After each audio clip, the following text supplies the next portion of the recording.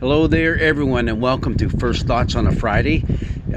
Getting this out a little late because it's just been one crazy day. But hey, we're looking at our gospel text for this coming Sunday from John, the 9th chapter, verses 1 through 41. Yeah, another lengthy one. So if you're standing for the reading of the Gospels, make sure you have really soft insoles, okay? Because you're going to be standing for a while.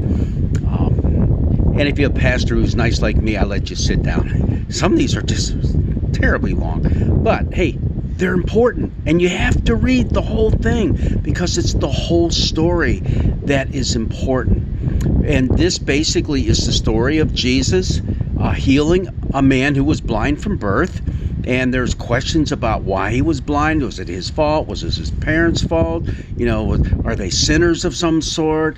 And Jesus just kind of brushes off the disciples with all that talk because that's kind of talk for another day, and he does deal with that in other passages. But right here, no, this is an opportunity to see God at work in the world. And so he's basically telling his disciples, hey, take a look at this. Now, the one thing that Jesus does is he heals this blind man, right? Now, how's he do it? He spits. Yeah, he spits. He spits in the mud, in the dirt, and makes little mud balls and puts it on the guy's eyes, and he goes and tells him, hey, now go wash in the pool of Siloam. Wait a minute. Okay, he's blind. How's he going to get there? Well, evidently he's right next to it, and he washes it off, and he can see. Now, this is what's interesting. What you have in this story now is the longest narrative part of any of the Gospels in which Jesus just kind of disappears. Oh, he's mentioned, but he's not there. He's not involved in the conversation. He's not involved in the action that's going on between this blind man, or you should say the man who was formerly without sight, because now he can see, and the religious authorities. So you have that going on. This is the longest quiet part about Jesus in any of the Gospels outside of the birth narratives. So that's kind of unique. It's interesting. We'll talk about that in a second. But as it goes on, it's a back and forth between this man who had been blind but who now sees, and the religious authorities, and they're questioning him. They're questioning his allegiance to Jesus. Then they go to the parents and ask, what's going on here with your son, and is it really true, or is this just a setup? Was he faking blindness and now just trying to make Jesus look good? All this, that, and the other. It goes on and on, but it's back and forth, back and forth, back and forth. But what you see is an incredible show of strength by this man who was formerly blind but now sees, and he stands up for what he says is truth. Hey, at one point he says, I don't know who this guy is, and I don't know anything about being a sinner and blah, blah, blah. He said, all I know is this. There was a point just a few minutes ago I couldn't see, and now I can. And that settles that. Now, what happens after this little interlude? Along comes the Jesus to the formerly blind man. I keep saying the blind man, but the formerly blind man who now sees, and says, hey, do you believe in the Son of God? Oh, yeah. He says, yeah, of course. And you know what? I have to wait until I see him, and tell me that I might believe. Tell me a little bit more about him so I can believe in him. And Jesus says, you have seen him, and the one speaking to you is he. And he said, Lord, I believe. Lord, I believe. And this whole episode ends up with now Jesus confronting the Pharisees, and they're talking about, hey, you really couldn't be doing what you were doing. It's a Sabbath day. You're violating the rules, this and that. And then Jesus says that they are blind because they don't see that he is the one come from God to usher in this new kingdom. Jesus said, if you were blind, you would not have sin. But now that you say, we see, your sin remains. Because what Jesus is saying is, you don't see, you don't get it. And that is what's going on in this entire episode. The point is, there's a difference between seeing and not seeing, having your sight and being blind. There's a big difference, especially when you get into the spiritual realm, what's in your heart. And what's happening, Pharisees, is you're just not there.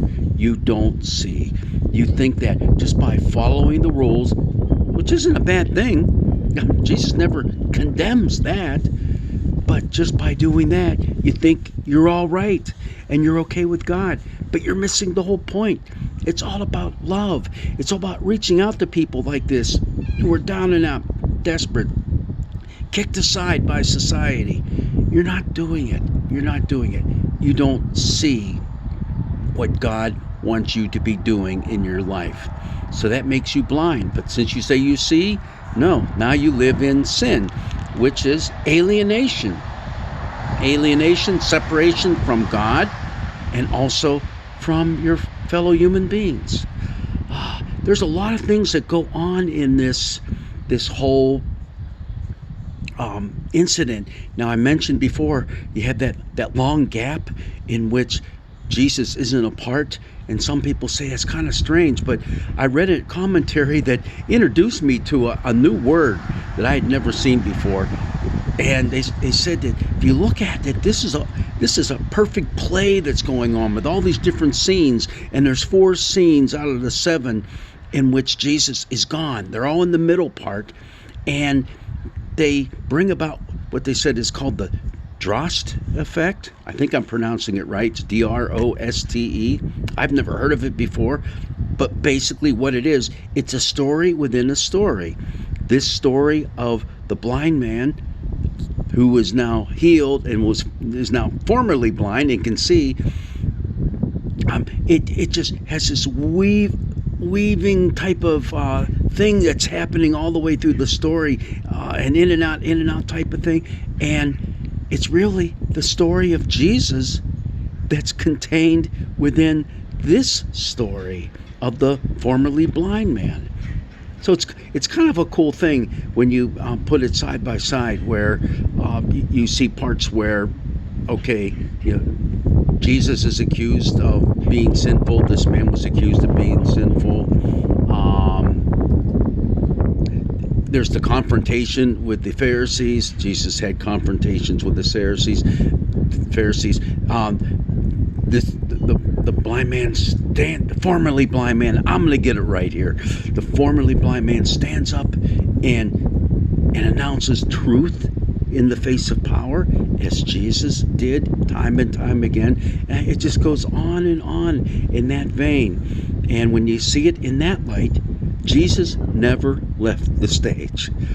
This is the story that's going to be played out in the life of Jesus. So it's really kind of a neat thing. And once again, it's continuing a lot of those themes you find out throughout the Gospel of John, light and darkness, and also the I am sayings. Oh, that's another thing.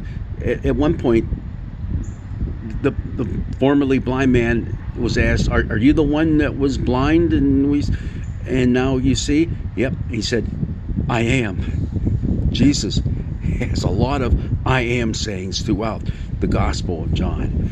Okay, well, just think about a lot of that stuff, but go back and read that story and look at that narrative in that new light with that Droste effect. The story within the story. This blind man, now healed with his sight, is playing out the story of Jesus right within this larger story of himself being healed. So, okay. Well, you know what? The wind is really picking up out here, and hopefully it didn't mess up with the microphone too much with you. But God's blessings be with you, and let's look forward to a great Sunday as we talk about sight. Do we see the truth in this man named Jesus? God's blessings be with you.